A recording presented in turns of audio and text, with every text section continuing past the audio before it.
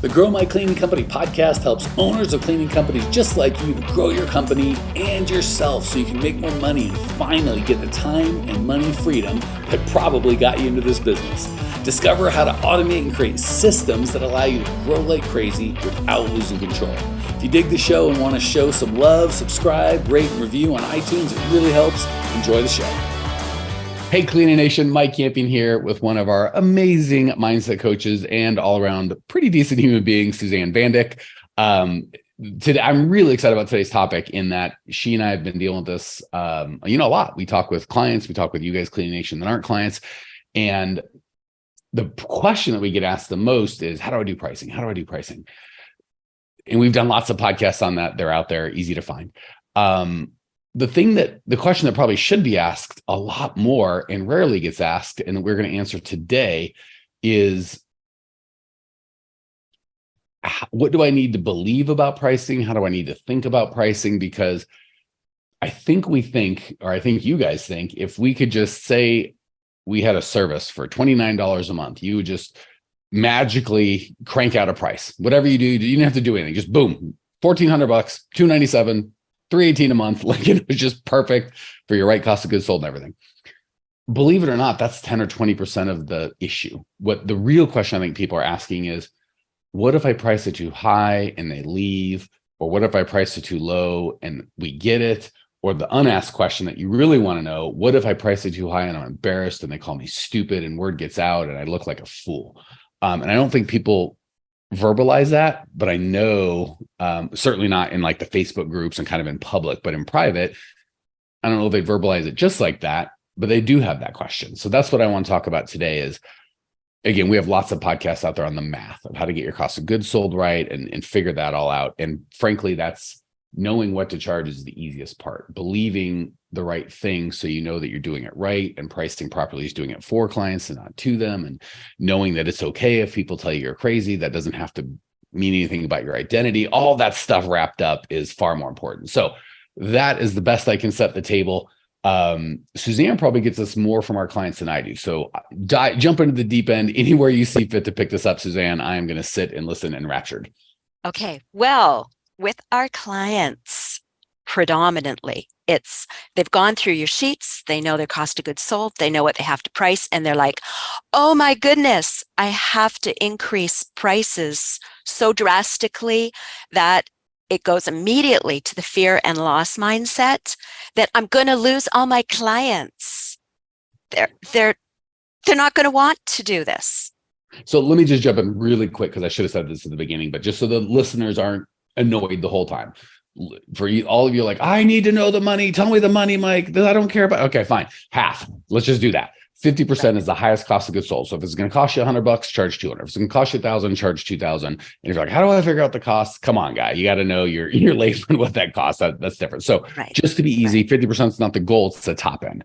So some of you guys are like 60% and you're like, oh, it's a little high. I've seen 110%. And we still, sorry, so I'm going to promise I'll let you go. Some subset wasn't going to join us until we gave them the 50% cost of goods sold.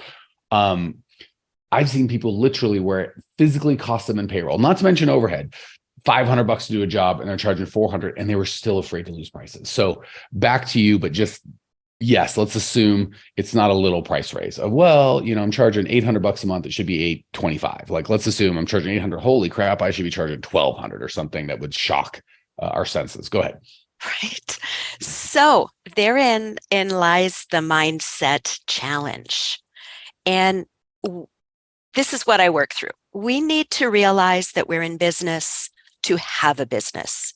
If we're not making a profit, if we don't have our staff, our cleaners staying with us, happy to stay with us, the turnover gets higher, and pretty soon we don't have a business. We're not even serving our clients. We go bankrupt. The clients are not happy then, right? Oh, so anybody's happy. Right.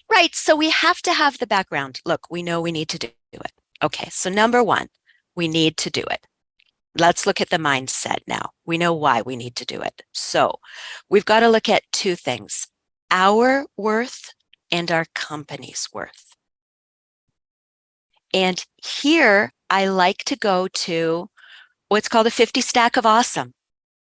a lot of people use this. It's been talked about it by a lot of different mindset people. The 50 stack of awesome means you write down 50 reasons why you and your company are worth 10 times more what you're charging. Because if you do not have the belief that I am worth this price increase, my company, my staff is worth this price increase, if you don't get that right for yourself first, it's very hard for your clients to follow along. I have so much to add because you're getting my juices flow. Like, yes, yes is the first thing I've done. Yes, 1,000 times yes. I don't know if you guys can hear me type it away at the beginning. She's just saying so many things I want to get. So first is, Suzanne said a perfect point. This is about profit, guys. We get really weirded out about top line gross sales. Well, I'm growing. You know, I think I'm doing pretty well. It's been 2 years and I'm doing $200,000 in sales. Depending, some people build $20 million companies in 2 years. So not judging, but just let's put a little perspective. And B, revenue doesn't mean nothing. Revenue feels great. I've got 1 million Instagram followers. Great. You make any money? No. I'd rather have 0 or 1,000 and make some money, right? And really help some people. So we got to put profit first, right? Most of us focus on gross sales and we just assume if I have more gross sales, I make profit. That is not the truth. Second, profit is money that comes out of your business. I hear all the time this nonsense about, I'm reinvesting, I'm keeping my profit in my business. Well, either there's only two universes. There's only two things that can be true about that. One is you are making profit and you are keeping in your business. If that's the case, your business bank account will be growing steadily. So if a year ago you had 10 grand in there and now you have 100 grand in there, there's $90,000 of profit you have not taken out. If a year ago you had 10 grand of profit and now you have 10 grand of profit and you're like, I'm leaving the profit in. There is no profit. You're like, I invested it on equipment and blah, blah, blah, blah, blah, blah, blah, blah, blah, blah. That may or may not, it hasn't made profit yet. So be crystal clear. Profit is either cash accumulating in your bank or I physically took the money from my bank account and put it in my personal account and never went back. That's profit. Next thing Suzanne said that is so powerful, and we're all over the board, but you said like 10 key things. I'm like, I don't want anyone to miss any of them. Our employees have to be happy and they have to, pay a fair amount and blah, blah, blah, blah, blah. A lot of times when our costs are out of whack, we're so scared of having a price conversation with our client. We will beat our employees, not physically, but like, Suzanne, go faster. Come on. It took you 26 minutes. You should be able to do it in 21 minutes. And we think that's going to move the lever. Or say market value for our area is $18 an hour. Like, I'll try and sneak in with $16 an hour.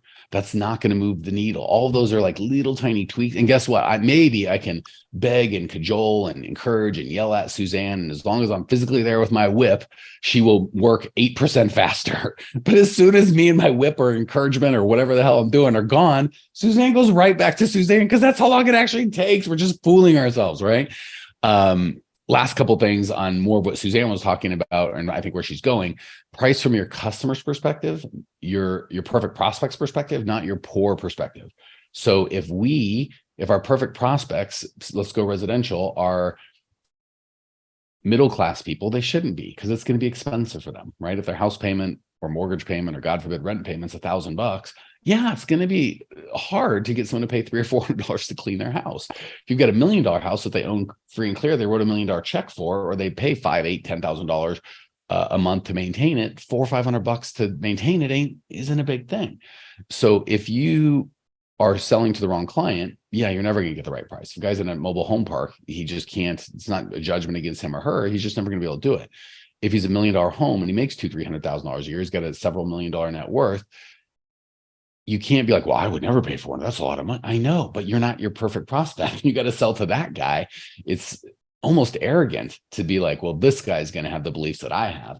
Well, he's not, because he's in a different financial situation. So when you try and sell to your perfect prospect, assuming he has your beliefs, you're going to screw the daggum thing up. Last thing I have to say, when Suzanne's like, you got to believe it, like that 50 stack of awesome of why your service is worth 10 times it. Let's just do a little. So I love Suzanne because she's like the very emotion. She's on one side of the spectrum and gives us hugely different perspective. I'm on the completely different. So between the two of us, you get a real picture of this thing. The last thing is, I get it. If you were selling your services for millions of dollars and your profits were hundreds and hundreds of thousands, there could be some sort of value. Say, well, am I worth it? Is that right? Blah, blah, blah, blah. But if we do the real big boy math of, let's just say we're on a commercial thing and it's $1,000 a month. We coach like 20, 25% profit. Let's call it 20%. That means you're making $200 a month. That's one nice dinner if you have alcohol and have a couple of people.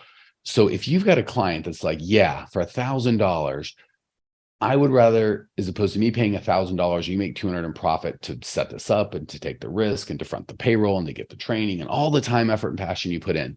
I don't think $200 is a fair profit. I would rather you charge me 800 and you make nothing. That's a client. The guy's nuts, right? Like no sane person is, or he's like, you're a scam. It really cost you 200. You're making 800 in profit, in which case he's an idiot. So we don't want to internalize my prices are crazy. And here's, they won't say you're an idiot. They'll go, I got a guy that'll do it for $400. Well, then that guy's an idiot. So the problem comes in when we deal with crazy people, or crazy people are giving us crazy bids. You're just saying crazy things. The math doesn't add up. Like what kind of psychopath would go, yes, if you're only making $200 and it cost me $1,000, I would rather you make nothing and I do. Or you know what? You can make $50. I'll pay $850. This is not a person you want to deal with. So taking that in and go, yes, I'm not worth $200 in profit to manage $1,000 thing and take on all this risk. That's just nutballs. So on the real end, let's do Suzanne's 50 stack of awesome and really kind of own it. But just from a pragmatic, like if you're charging 20, 30, 40 grand and there's a bunch of margin, you might have to do the 50 stack of awesome to really get there. We're not even there yet. You're making a nickel here. And the guy's like, a nickel, you bastard, you should get a penny. And we're like, oh, maybe a penny's unfair. Come on, people, let's just do a little math. All right, rant over, back to the sane thoughts of Suzanne. Can you hear Mike's passion, right? That's, I just love that, Mike. I just love that you're so passionate about helping everyone see that they need to make a profit. And the audience is happy that my passion is directed at you as opposed to me yelling at them. So thank you, Suzanne, for putting up with my nonsense. Like, I don't want Mike to yell at me. That's terrible. Anytime. Okay, let's go back to the very basics of human nature. When we give a price increase, we tend to think they're not going to like me anymore. That's very basic. They're not going to like me. They're going to think I'm a bad person. They're going to think I'm charging too much. They won't understand. One of the ways to get beyond that is to create and to look at the persona of who you are. Are you a business owner? And it's time. I know we have a lot of people that are used to just being in there doing the cleaning. But at some point, you need to come out and you've got to say, I want to work on the business. I want to have a company. I want to serve my clients and I want to serve my employees. How do I do that? You have to become the business owner. Look, even just talking about it, I sat up straighter, right? Yeah. Thinking about being the business owner. So what do you need to do? You need to do sometimes the tough stuff because you owe it to your staff, you owe it to your business, and you owe it to your clients. Hey, new friend, love that you were here. If you want more Cleaning Nation, more us, you can check us out on YouTube. Similar content, you just get to see each other. It's totally free. Or if you want to say, hey, hit us up on Instagram, Twitter, join our free Facebook group. We love hearing from you, Cleaning Nation. That's what makes it magic. Jump on, we'll see you there. Let me prove it. Again, I love this because Suzanne's in the very cerebral heart space, which is going to resonate with about half of you. And then I'm way up in my head, which is going to resonate with the other half. I think the big aha, because I was here, by the way, guys. So the one thing I want to share is please don't be like, oh, Mike came out of the womb super confident and ready to know how to bull crap. Mike was broke and scared and all that. That's why I get so passionate, because I've been there. I've been kicked around and I hate it. And I hate seeing you guys do it. So let me prove to you this whole issue of, as a business owner, if you're really going to create value in the world, it is incumbent on you to charge enough money. Let's look at, if we can agree as capitalists, which I'm assuming and hoping most of you are, if we're in business, that as long as there's no government coercion, the companies that make the most money bring the most value, right? Like obviously, someone has a gun to your head, you don't have to bring value, you take their money. But if you're trying to sell a product or service and there's no coercion and the government's like, you have to buy this thing, they have to be bringing value, right? There's no way profits have to equal value, or why would people do it? So all that to say, let's look at the most valuable companies out there, and specifically Tesla and Apple. Tesla, you know what they started with? Their Roadster. I think they sold like tens of thousands or thousands, like very few. And the thing was, I don't know, probably a couple 100,000 in today's, value, just to do a proof of concept. And I'm guessing the R&D on that thing was 80% of it, the research and development. So the quote unquote chumps that bought the first thing paid up, maybe it cost them 20, 30 grand to produce, and they charged 200 or some massive thing. Were they chumps? Were they bad? Did Tesla scam anybody? No, they brought so much value. And then what did they do? They came out with the S, which was like 70 or 80 grand. Still, instead of ultra luxury premium, it was just luxury premium. And, as opposed to 1% of the world being able to, or not world, but America or wherever their target market is, now 1%. A whole 1 in 100 as opposed to 1 in 1,000 could afford it. And then once they did that, then they're like, all right, we're going to bring up the 3. And I think that was priced at like 30,000, some completely. So it cost all this time and money to build. And I bought a Tesla. I freaking love it.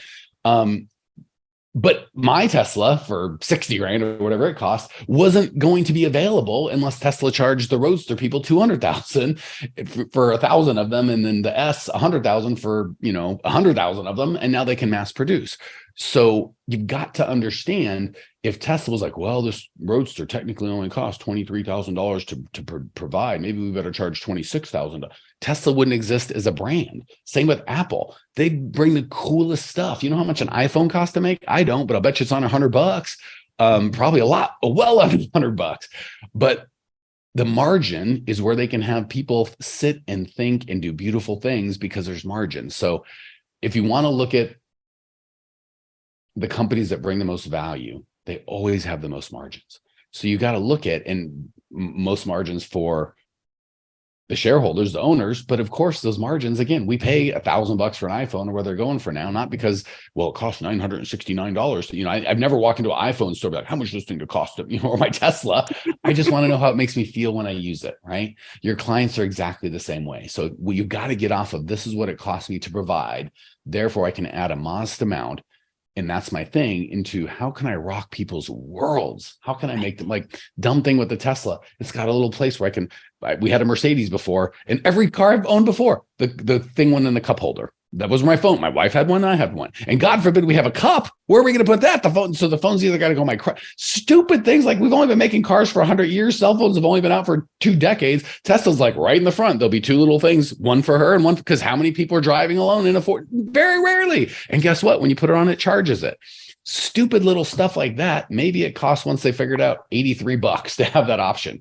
I'd pay 1,000 or 5. The price doesn't matter. So you've got to get off of this.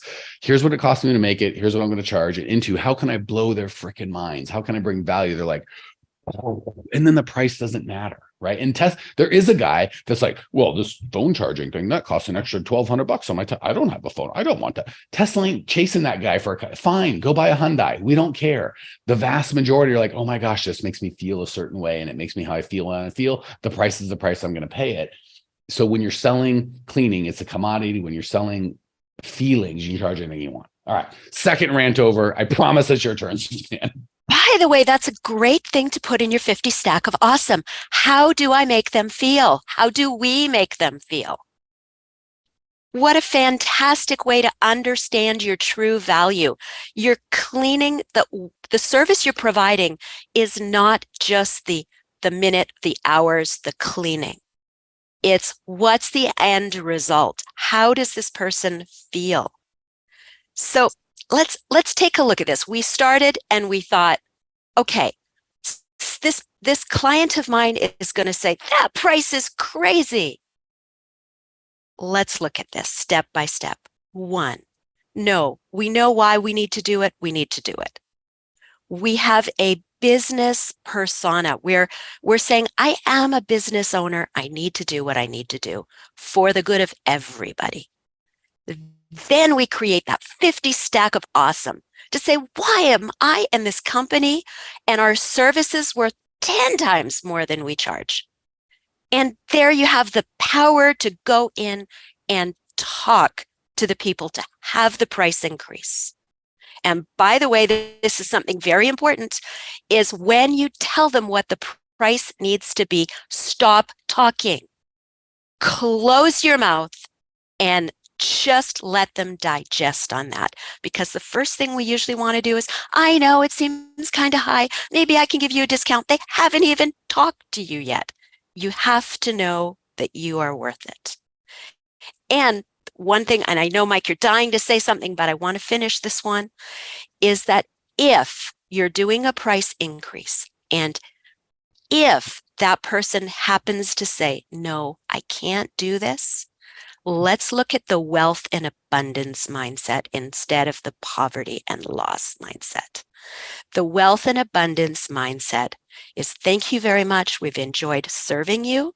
And in your mind, you say, this is leaving room for the right core value fit that sees my value. So this has created space for me to go to a customer who will pay me what I'm really worth, and we'll have a great relationship. Let's end this with 2 role plays, Suzanne. You are going to be a car buyer. I am going to be a car seller. Okay. Okay. Each of these will take 30 seconds. You're going to be the same person. I'm going to be the different person. And we'll just let the audience decide who they want to be from the seller. So you get to buy the same thing either way. I'm just going to respond differently so they get to see what each feels like. I am the salesperson at a Mercedes store. The average Mercedes on my lot for a brand new car, let's say, is $80,000. I don't know what they actually are, but let's just say on my lot for these Mercedes are $80,000.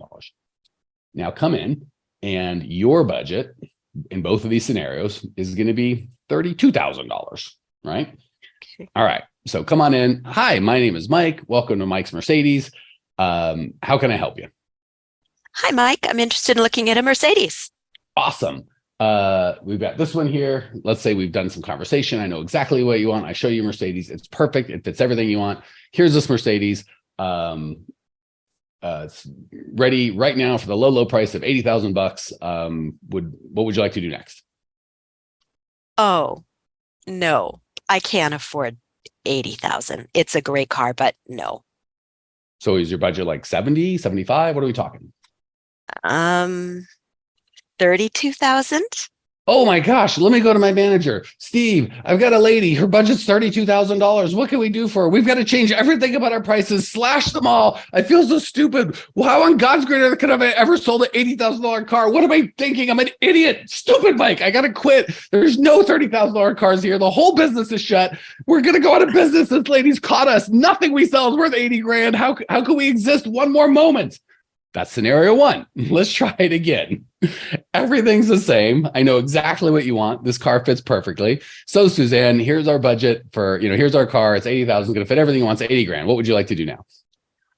I love it. Can't do it. How come? Well, I only have 32,000 to put into it. Oh, thank you for sharing. There's a Honda store. I think you'd be a lot more comfortable down the road. It's about a block there. Anything I can do while I get you on your way, young lady? All right. Do you feel the difference in energy? So I can't wait to have Suzanne feel how that felt from her perspective. But who do you want to be, right? As the seller, if you want to be that first guy or gal, and I'll be honest, Walmart makes a ton of money. I don't know how they do it. I'm not the guy to get coached on that. I don't think it works in cleaning, but I'm not saying the low price thing can't do it. But there's one Walmart, right? Like we know, Target's the nicer Walmart and Costco's the wholesale, but there's just the one low price leader, and that's it. The 99.99999% of all the other stores that aren't the low price leaders all failed competing with Walmart. So I know how my energy felt during the first and second role play. Just as the buyer, how did you feel with first salesperson? Did he make you feel liked? And because I'm worried that you're not going to like me. So did you feel like how did you feel towards me during the first role play and during the second role play?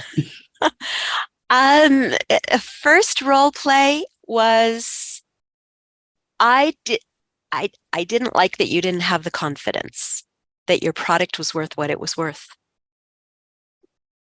It made me second guess you and the dealership. That's such a great point. So I'm thinking I've got to go weak because I need Suzanne to like me. And she's like, not now. it wasn't really about where I liked you or not, but I didn't respect you, and the lack of respect. I mean, and what if I did? Let's say there was some universe I could sell it for 30. Now, how much of a charlatan am I? It's 80 grand. I can only spend 30. Okay, let's do that. So she's like, so you were just trying to scam me for 50 grand in 10 seconds? Like, even in some crazy universe I could, there's no universe where you be that person and change who you are and come out smelling like anything other than a turd. What about the second one? When I told you to piss, I mean, I was nice, but I was like, yeah, I think you'd be more comfortable in a Honda store. Probably didn't feel fantastic, but how'd that feel on your perspective? It didn't feel fantastic for me on my end, but I had respect for you. Okay. And obviously I overplayed both of those by about 600%. So you're not going to come in like that. Okay. So just think that through. Think me screaming about how the Mercedes did. Next time you're going to go to talk to somebody and they're like, they say something insane like, I could get it done for half. Like, again, so I say it's 80 grand and Suzanne's like, there's a Mercedes I can get for half. Well, I know it's either you can't get the same thing. Maybe there's a used one or a broken one or a Honda or whatever.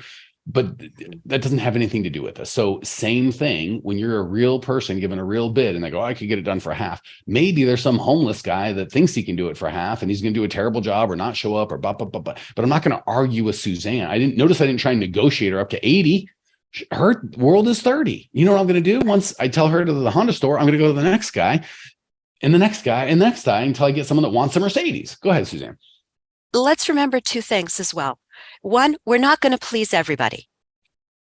But two, if we feel confident enough to stand by our price, quite often what can happen is the person will say, can't do it, go with somebody else. They find out somebody else cleans badly. And they end up coming back to you because you stood your ground, you have your value. Well, only two things happen. One, they go to the cheapo and get garbage service and they're happy because they're a cheapo and that's what they want. In which case, you want that guy in your life? No, because it's never going to work. Or they go to the cheapo and go, because you could tell, well, that guy's a scam. And I know, Janny King, they're cheap. And then you look like a dirt bag. Okie dokie. When I'm going to badmouth Honda? No, I'm going to let her experience a Honda. And if she likes it, great. I shouldn't have tried to sell her anyway. Or if she goes, oh, now I see. No one had to explain to me. I see what the difference is. When she comes back, she's ready to go. But either way, I can be in integrity, not try and quote unquote talk her into anything. Just help her to get what she wants. If she's a Honda gal, go get a Honda. Go ahead, Suzanne, finish this out. The other thing I wanted to point out is the energy it takes. Oh. The energy it takes to try and waffle and fight I shouldn't, this price and that price, and try and figure out the other person takes a huge amount of energy.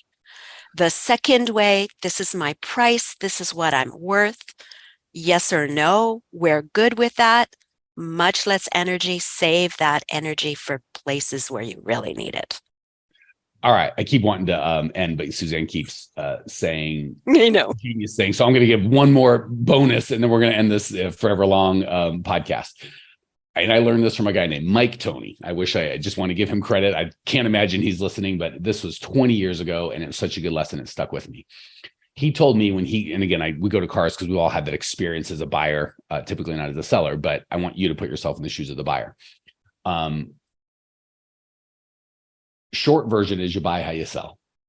So I used to, when I was young, people would always grind me on price and I hated it. And guess what? I would grind other people on price and I didn't understand they were connected. Mike Tony told me, and this is when I'd sold cars as my only job when I was 20, and this was 10 years after that, before I'd owned a car dealership. He's like, I have a BMW guy.